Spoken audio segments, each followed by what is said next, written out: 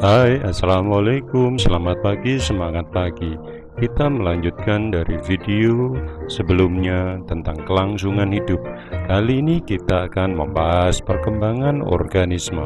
Demikian, kita semoga bisa menyimak sampai tuntas. Selanjutnya, perkembangbiakan organisme. Perkembangbiakan tumbuhan secara vegetatif maupun generatif. Yang vegetatif ada vegetatif alami, yaitu salah satunya adalah umbi lapis, bagian tumbuhan yang membesar dan mengandung cadangan makanan. Misalnya pada bawang merah, bagian pangkal daunnya menebal, berdaging dan bentuknya berlapis sehingga disebut umbi lapis. Pada dasar umbi terdapat batang yang disebut cakram. Cakram dapat membentuk tunas-tunas dan menghasilkan umbi-umbi baru.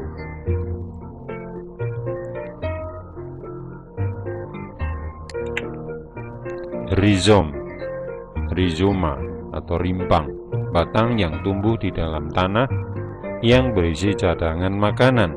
Ada pula yang menyebutnya sebagai akar tongkat atau akar tinggal. Rizom bukanlah akar tapi batang. Pada batang yang menyerupai akar tersebutlah tumbuh tunas yang akan menjadi individu baru. Contohnya, tumbuhan yang berkembang biak dengan rimpang adalah jahe, temulawak, kunyit. Umbi akar. Umbi akar merupakan akar yang mengembang dan berisi cadangan makanan. Misalnya pada umbi bunga dahlia, pada pangkal umbi bakar dahlia terdapat bagian batang sebagai tempat tumbuhnya tunas-tunas baru. Contoh umbi batang lainnya adalah wortel, lobak, dan singkong.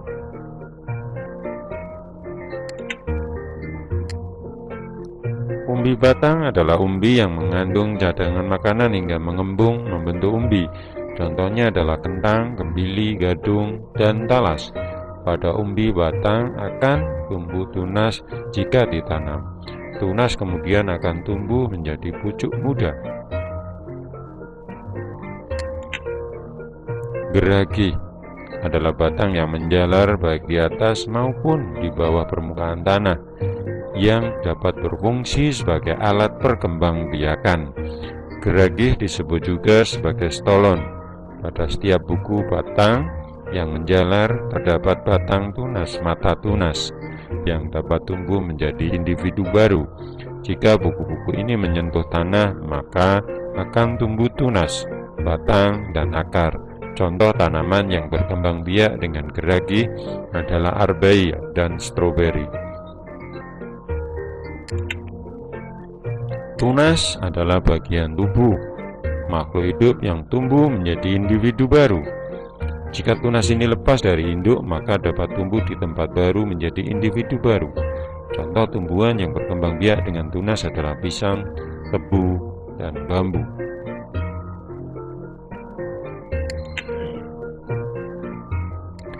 Tunas adventif biasanya tumbuh di ujung batang, buku-buku, atau ketiak daun.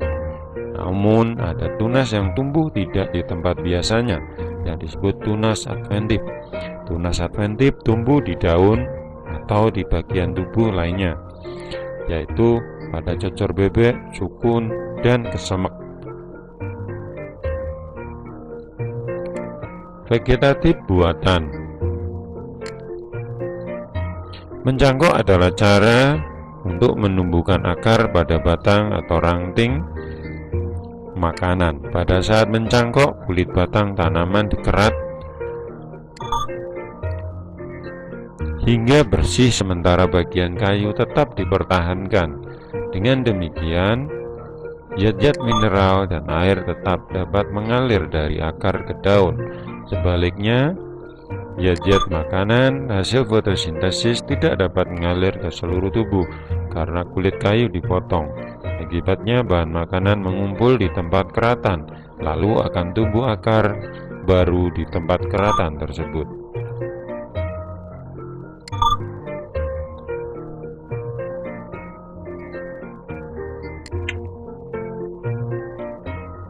Stek. Beberapa tumbuhan dapat dikembangkan dengan cara disetek. Bagian tubuh tumbuhan yang dapat disetek adalah daun, tangkai daun, ranting, batang, akar, dan pucuk. Contohnya, tumbuhan bunga Violces. Untuk menyetek bunga Violces, pertama-tama ambil daunnya dan tangkainya, lalu tangkainya dimasukkan ke dalam gelas berisi air. Daun diusahakan tetap berada di luar gelas. Letakkan gelas di tempat yang tidak terkena cahaya matahari langsung. Setelah 5-7 hari, dari ujung tangkai akan muncul akar. 2 minggu setelahnya, tangkai berakar tersebut dapat dipindah ke pot yang berisi tanah hingga diperoleh tanaman baru.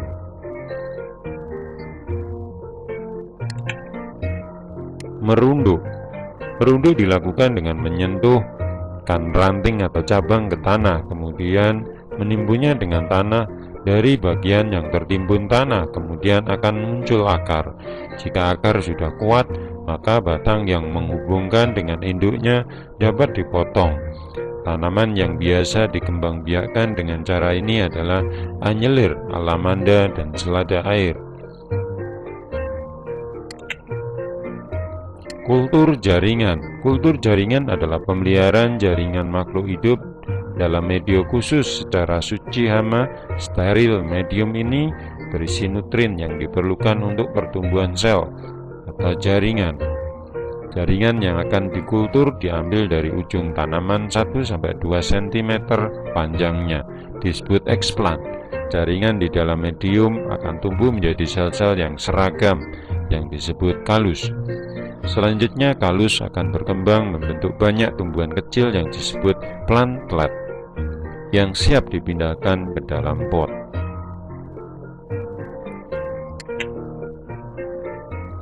Perkembangbiakan hewan. Sama halnya dengan tumbuhan, hewan juga dapat berkembang biak secara vegetatif dan secara generatif.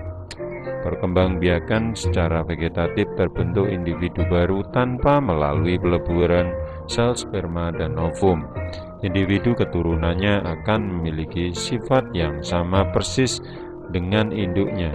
Cara perkembangbiakan vegetatif beragam, yaitu dengan pembentukan kuncup, membelah diri, dan parthenogenesis. Pembentukan kuncup, contoh hewannya berkembang biak dengan membentuk kuncup adalah hidra. Pada bagian kaki hewan ini tumbuh kuncup. Semakin lama kuncup ini semakin membesar.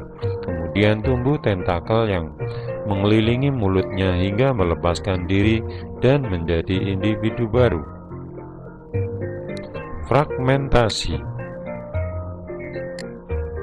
Fragmentasi adalah cara perkembangbiakan dengan cara memutus bagian tubuh. Cara ini dilakukan oleh hewan avertebrata seperti cacing pipih planaria. Planaria memutuskan tubuhnya menjadi beberapa bagian. Tiap bagian potongan tubuhnya kemudian dapat tumbuh menjadi individu baru. Parthenogenesis. Parthenogenesis adalah terbentuknya individu baru dari ovum tanpa melalui pembuahan. Umumnya hewan melakukan parthenogenesis hanya pada waktu tertentu. Contohnya adalah kutu daun yang melakukan parthenogenesis saat tersedia banyak makanan di lingkungannya. Selanjutnya adalah perkembangbiakan generatif. Perkembangbiakan generatif terbentuknya individu baru melalui peleburan sel sperma dan ovum. Perkembangbiakan generatif dimulai dari proses terbentuknya sel kelamin, selanjutnya akan terjadi pembuahan. Sperma akan dihasilkan oleh alat kelamin jantan, yaitu buah belir atau testis, sedangkan ovum dihasilkan oleh ovarium atau indung telur. Pembuahan adalah proses peleburan inti sperma dan sel telur atau ovum.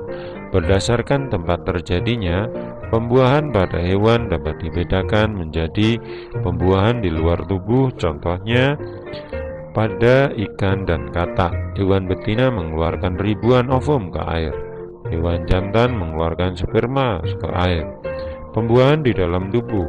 Pembuahan internal atau terjadi pada hewan reptil, burung, dan mamalia. Hewan-hewan jantan mempunyai alat untuk menyalurkan sperma ke tubuh betina, yaitu penis.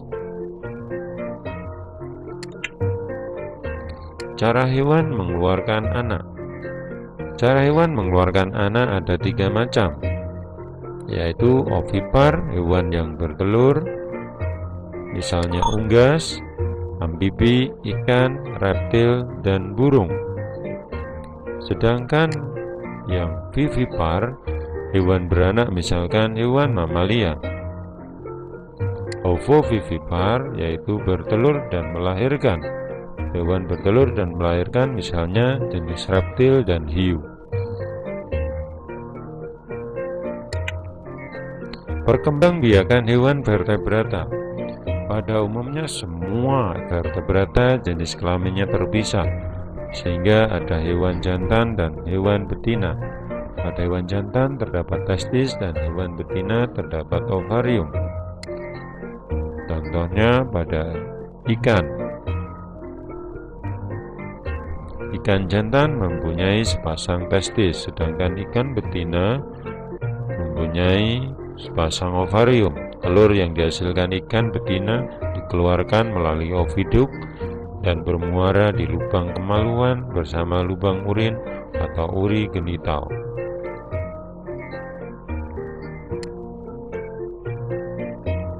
Pada amfibi, seperti halnya ikan, katak melangsungkan fertilisasi eksternal. Beribu-ribu telur dihasilkan oleh seekor katak betina, dilepaskan ke dalam air di saat terjadi perkawinan.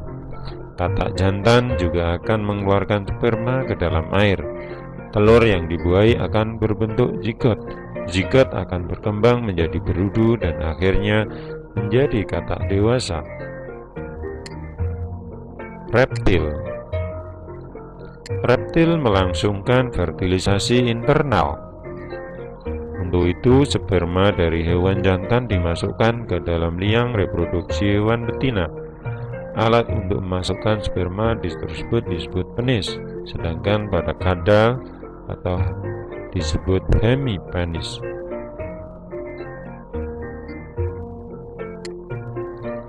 Pada burung, hewan jantan testis memiliki testis seperti biji kacang yang berwarna keputihan. Dari testis, sperma yang dihasilkan dialirkan menuju saluran sperma. Selanjutnya, sperma dikeluarkan melalui kloaka pada saat terjadi perkawinan. Umumnya burung tidak memiliki penis untuk bereproduksi.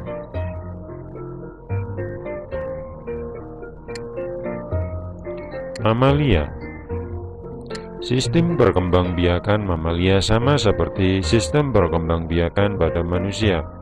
Seperti contoh pada kelinci jantan, alat perkembangbiakannya yaitu testis juga yang mengandung kantung kemih, dan juga betina yang menghasilkan sel telur. Demikian penjelasan mengenai perkembangbiakan organisme. Terima kasih atas perhatiannya, semoga bermanfaat. Saya akhiri. Wassalamualaikum warahmatullahi wabarakatuh.